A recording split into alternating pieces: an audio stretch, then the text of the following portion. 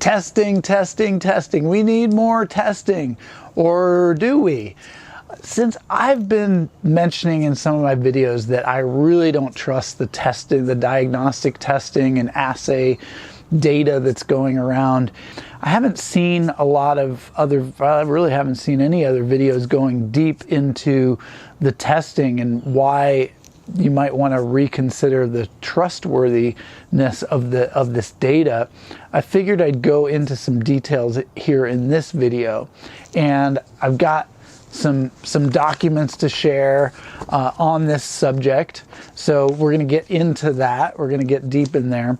But before we get into that, I wanted to just share, and this is actually back from 2016 or 2017. It was posted in 2017, but it was mentioned that was recorded in 2016 from this particular virologist, not because he supports any of my conclusions, and he probably doesn't, but he is discussing another type of assay, which is called the plaque assay.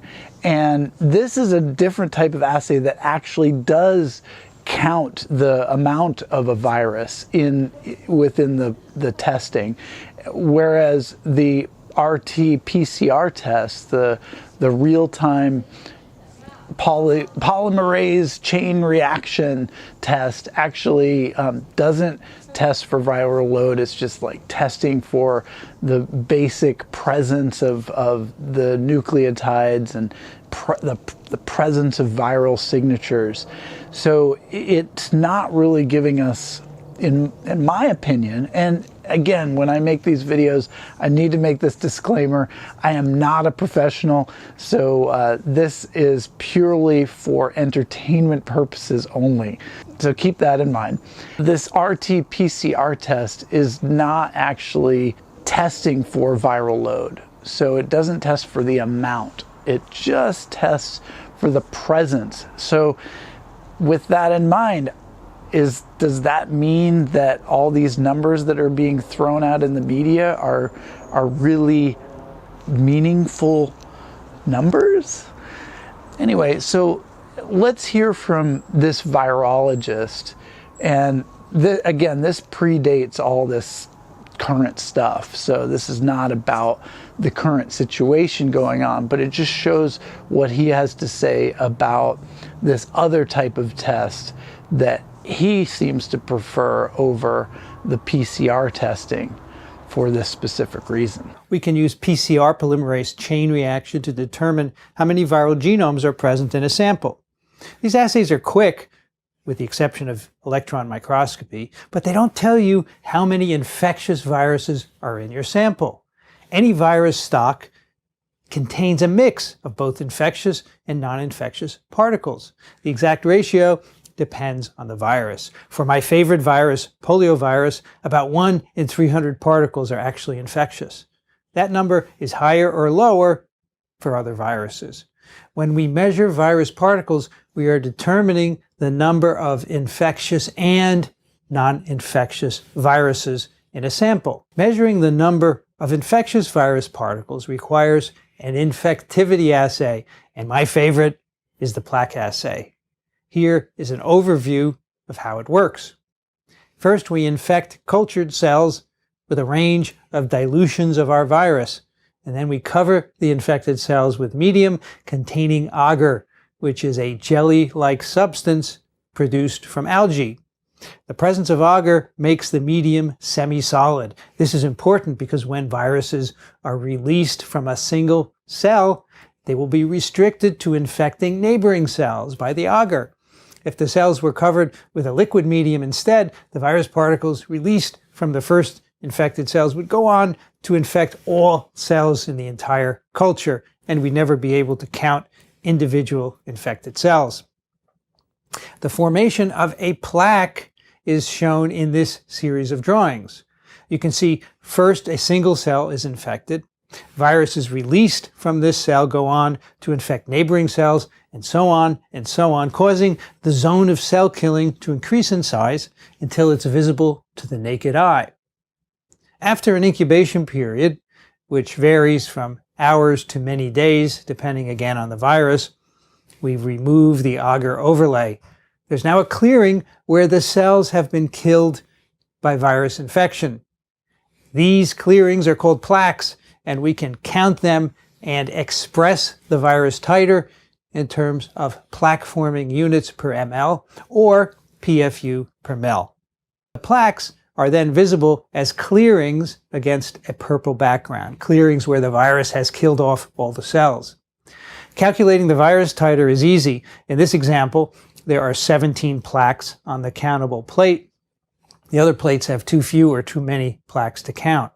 The dilution on that plate is 10 to the minus 7. The dilution of 10 to the minus 6 in the tube, plus one more tenfold dilution because we only plated 0.1 ml. The final virus titer is 1.7 times 10 to the 8th PFU per mil. Today, many virologists feel that a plaque assay is too laborious, and they've switched to measuring virus particle numbers instead, mainly by PCR. But measuring viruses by PCR does not tell you how many infectious viruses are present in your sample. Only a plaque assay or a similar infectivity assay can tell you the number of infectious viruses in a sample. So there's a lot of different kinds of testing, a lot of different kinds of assays that can be used in the lab to test for, different viruses. This plaque assay is one method. So why is this RT-PCR test the test that's being so widespread right now? Well, it seems like it's because it's fast. And there's this demand for more testing, more testing, more testing. And the speed of getting these results out is one of the big pushes that you hear in the media all the time. So the real question, though, is that if what we're reading about in the data here, and this is from one of the suppliers of the testing. It's from Creative Diagnostics, and they say regulatory status for research use only, not for use in diagnostic procedures. So if that's the case, then what, and then it goes on to say specificity. Non-specific interference of influenza A, H1N1, influenza B, respiratory syncytial virus, respiratory adenovirus, parainfluenza virus, mycoplasma pneumonia, chlamydia pneumonia, etc. So these are potential conflicts that this testing has. So in other words, these are the ones that may deliver false positives. Pretty suspect as far as I'm concerned. I will link these references in the notes here in the description as well. And also I want to thank John Rappaport at nomorefakenews.com because he's one of the best investigative journalists out there, and he wrote a great article which has these same points involved in it. So thank you, John. This next document is from FDA.gov, and it's called Accelerated Emergency Use Authorization Summary for COVID-19 RT-PCR Test. In the intended use on the first page, it specifically says the agent detected may not be the definite cause of disease. And then it goes on to say laboratories within the United States and its territories are required to report all positive results to the appropriate public health authorities. So even though it's not definitively the cause of disease, and it is documented here in one of these very specific tests. Now, there's a lot of different tests out there. Don't get me wrong. There are a lot of different tests out there. There's a whole list of them, but a lot of them are using this same RT-PCR method, and that's because it's quick. At least that's my understanding. Again, I'm not a professional, so do your own due diligence. But moving on to the next document, which is CDC 2019 Novel Coronavirus Real-Time RT-PCR Diagnostic Panel. This is the instructions for use. It says for emergency use only. On the first page after the table of contents, it says, again, the agent detected may not be the definite cause of disease. And then it goes on to, again, say laboratories within the United States and its territories are required to report all positive results. So if this is the case, and there's this push by all these governors to push for more testing, well, we can't open up business yet because we need more testing, and these are the tests that they're relying on. Is this really just like a manipulation of data? Is this a political thing? Is this politics just at play, playing with our health, even though like a lot of people aren't even sick in a lot of places, and there are arguably a lot of other reasons that people are sick for a lot of different reasons. There's plenty of things that make us sick at this point in time, and there's, you know, are we assuming that these are reliable diagnostics, and yet in their own paperwork they're literally disclosing the fact that they are not reliable diagnostics and that they're not to be used for diagnostic purposes? Like literally not to be used for diagnostic purposes. I mean, it says that right here. For research use only, not for use in diagnostic procedures. So this is not a diagnostic test.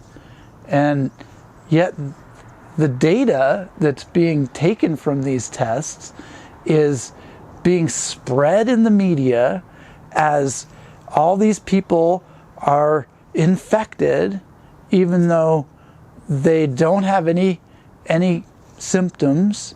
And the fact is these tests are not designed to show any viral load. If we want to actually see if someone's got a lot of numbers of virus, then we need things like the plaque assay, which takes more time and more lab work, and it's not super easy. So, you know, maybe not so convenient.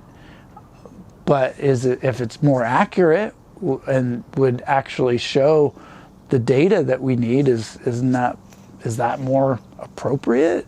Are we being deceived about the status of this so-called pandemic?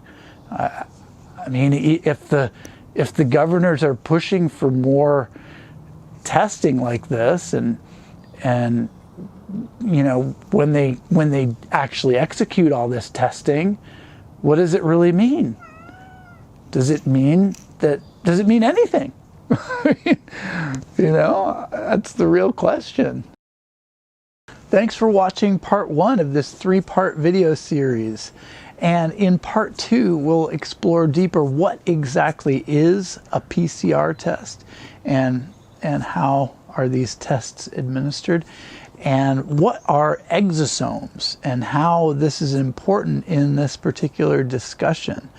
And what can you do? You know, should you be looking for a vaccination on this whole deal? What are the treatments that are available?